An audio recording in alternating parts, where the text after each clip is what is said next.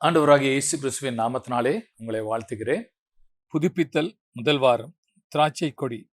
குழப்பங்களும் கொந்தளிப்பும் மிகுதியாய் காணப்படுகிற இன்றைய உலக சூழ்நிலையின் மத்தியில் தம் ஜனங்களுக்கென்று வைத்திருக்கிற தம் நோக்கத்தை தேவன் எவ்வாறு அயராமல் தளராமல் நிறைவேற்றி கொண்டிருக்கிறார் என்பதை இந்த வாரத்தின் என்னுடைய முந்தைய செய்திகளில் நான் உங்களுக்கு எடுத்து காண்பித்தேன்.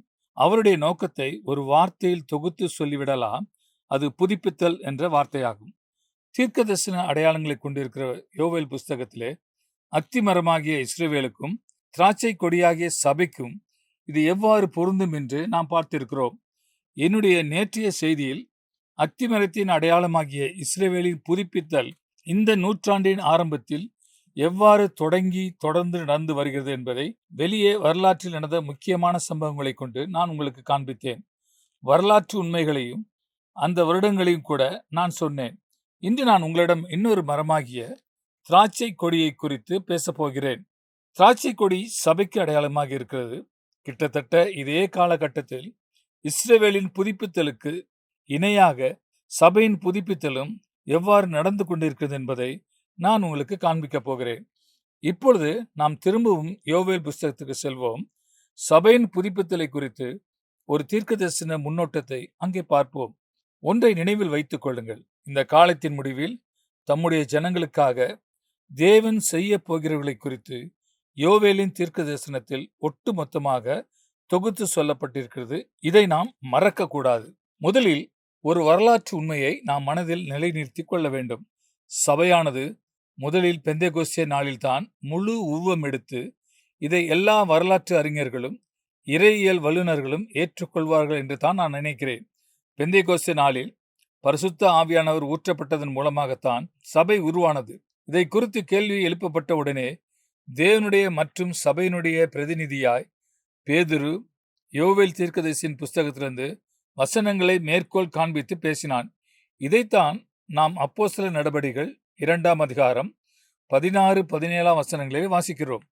பெந்தேகோஸ்தே நாளில் பரிசுத்த ஆவியானவர் ஊற்றப்பட்ட பிறகு உடனே என்ன நிகழ்ந்தது என்பதை இது பேசுகிறது. பேதுரு சொல்கிறான், 16ஆம் வசனம், தீர்க்கதரிசியாகிய யோவேலினால் உரைக்கப்பட்டபடியே இது நடந்தேறுகிறது. பிறகு பேதுரு யோவேலின் வசனங்களை மேற்கோள் காண்பித்து பேசுகிறார். 17ஆம் வசனத்திலே, கடைசி நாட்களில் நான் மாம்சமான யாவர் மேலும் என் ஆவியை ஊற்றுவேன்.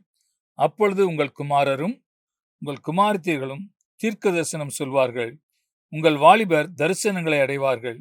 உங்கள் மூப்பர் சொப்பனங்களை காண்பார்கள். நாம் திரும்பி யோவேல் புஸ்தகத்துக்கு செல்வோம் என்றால், பேதுரு மேற்கோள் காண்பித்து பேசின வசனத்தை புதுப்பித்தலின் வாக்குத்தத்த வசனத்துக்கு பிறகு உடனடியாக நாம் பார்க்க முடியும். புதுப்பித்தலின் வாக்குத்தத்தம் மைய வாக்கியமாக இருக்கிறது. அது யோவேல் 2ஆம் அதிகாரம் 25ஆம் வசனத்தில் வருகின்றது. நான் திரும்ப அளிப்பேன் என்பதுதான் அந்த வாக்கியம். பேதுரு மேற்கோள் காண்பித்து பேசிய தீர்க்க தரிசனம் அந்த அதிகாரத்தின் 28ஆம் வசனத்திலே இருக்கின்றது. யோவேல் 2ஆம் அதிகாரத்தில் புதுப்பித்தலின் வாக்குத்தத்தத்தை நாம் இன்னும் ஆழமாக பார்ப்போம் என்றால், மலையை குறித்த ஒரு வாக்குத்தத்தம் இங்கு ஒரு தீர்க்கதரிசன அடையாளமாக திரும்பவும் எடுத்து காண்பிக்கப்பட்டிருப்பதை நாம் பார்க்க முடியும். யோவேல் 2ஆம் அதிகாரம் 23ஆம் வசனம், சீயோன் குமாரரே, உங்கள் தேவனாய கர்த்தருக்குள் மகிழ்ந்து களி கூறுங்கள். அவர் தக்கபடி உங்களுக்கு முன்மாரியை கொடுத்து உங்களுக்கு முன்மாரியையும் பின்மாரியையும் ஏற்கனவே வருஷிக்க பண்ணுவார்.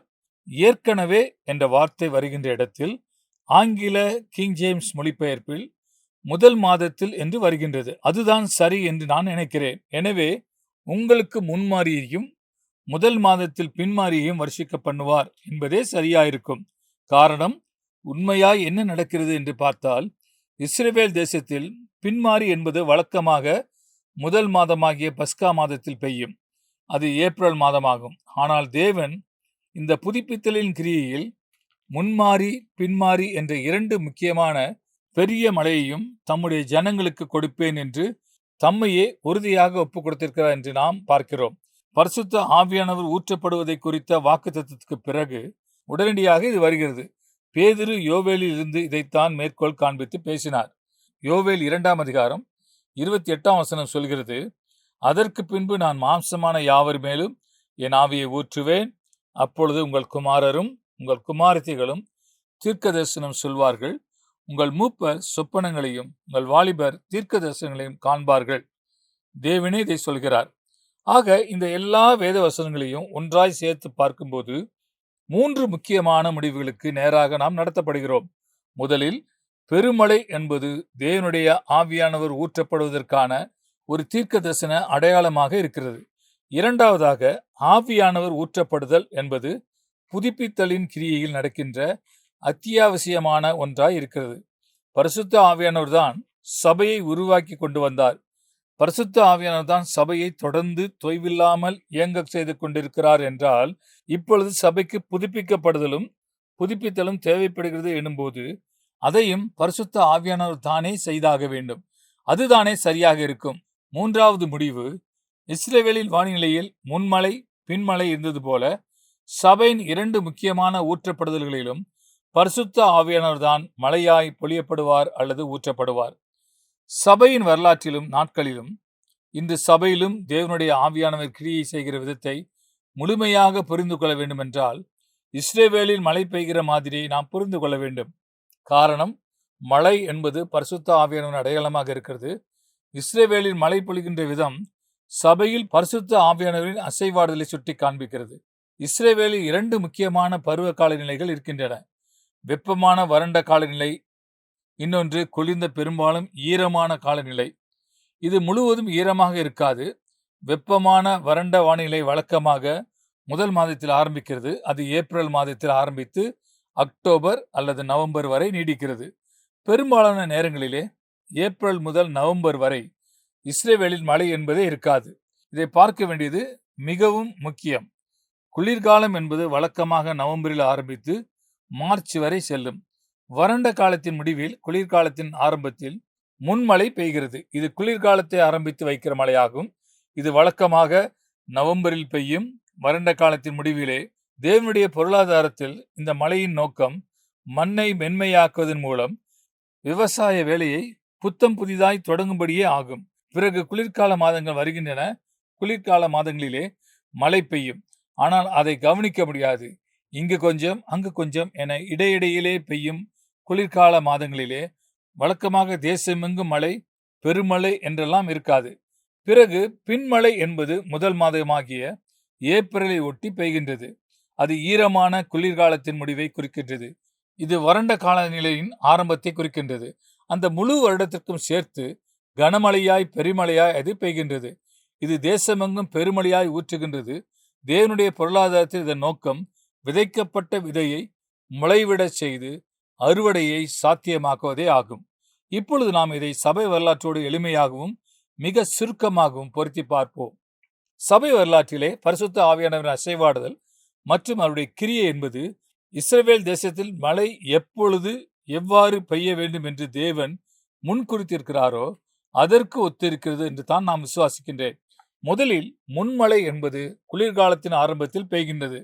இந்த முன்மழை ஆதி திருச்சபையில் பெய்தது என்று நான் விசுவாசிக்கின்றேன். இது முதலில் பெந்தேகோஸ்து நாளில் பெய்தது. இது தொடர்ந்து ஆதி திருச்சபையில் இது கிட்டத்தட்ட 1 நூற்றாண்டாக பெய்து வந்தது. அதற்கு பிறகு பல நூற்றாண்டுகளாக பரிசுத்த ஆவியானவர் அவ்வளவு வல்லமையாக உலகளாவிய விதத்தில் சபை எங்கும் கிரியை செய்யவில்லை என்பதை கிட்டத்தட்ட எல்லா வரலாற்று அறிஞர்களும் ஒத்துக்கொள்வார்கள். பரிசுத்த ஆவியானவரின் அசைவாடுதல்கள் இருந்தன. தேவனுடைய ஜனங்களின் வரலாற்றில் புதிய ஏற்பாட்டு காட்சிகள் திரும்பவும் அரங்கேற்றப்பட்ட நேரங்கள் இருந்திருக்கின்றன. ஆனால் அது இஸ்ரவேல் தேசத்தின் குளிர்காலத்தில் பெய்கின்ற மழையைப் போல இருக்கின்றது. அதை முன்கூட்டியே கணிக்க முடியாது. அது இடையிடையில் இங்கும் அங்கும் கொஞ்சம் கொஞ்சமாக என்ற அளவில் தான் பெய்தது. ஆனால் சபை முழுவதையும் பாதிக்கக்கூடிய ஒரு பெருமழையாய் அந்த அசைவாடுதல் இருக்கவில்லை. இப்பொழுது நாம் பின்மாறிக்கு வருவோம். இதில் கடைசியாக மிகப்பெரிய அளவில் பரிசுத்த ஆவியானவர் ஊற்றப்படுவார். இது உலகமெங்கும் நடக்கின்ற எல்லாவற்றையும் உள்ளடக்கிய ஒரு ஊற்றப்படுதலாய் இருக்கின்றது. இந்த பின்மாறி இந்த நூற்றாண்டின் ஆரம்பத்திலேயே சபை மீது திரும்பவும் பெய்ய ஆரம்பித்தது என்று நான் தனிப்பட்ட விதத்தில் விசுவாசிக்கின்றேன். இதற்கு சில தனித்துவமான அம்சங்கள் இருக்கின்றன. இது உலகமெங்கும் நடக்கின்றது. ஒரு தேசமும் இந்த தொடுதலை பெறாமல் விட்டுவிடப்படுவதில்லை. இது சபையின் எல்லா பிரிவுகளையும் தழுவிக்கொள்கிறது. ஒரு சபையின் பிரிவும் இதன் தொடுதலை பெறாமல் போவதில்லை. தேவனுடைய கடைசி கால நோக்கங்களை குறித்த என்னுடைய புரிந்து கொள்ளுதலின்படி இந்த பின்மாறி கடைசி மழையாயிருக்கும். இதில் இயேசு கிறிஸ்துவின் சபையின் மீது பரிசுத்த ஆவியானவர் முன் ஒருபோதும் இல்லாத அளவிற்கு மிகப்பெரிய அளவில் ஊற்றப்படுகிறார். தம்முடைய ஜனங்களின் மீது தயவை காண்பிக்கும்படி தேவன் முன்குறித்த நேரத்தை பற்றி தான் நாம் இதை செய்திகளில் பேசிக் கொண்டிருக்கிறோம். என்னுடைய நேற்றைய செய்தியில் இது எவ்வாறு இஸ்ரவேலின் சமீப கால வரலாற்றில் பொருந்துகிறது என்று நான் உங்களுக்கு காண்பித்தேன்.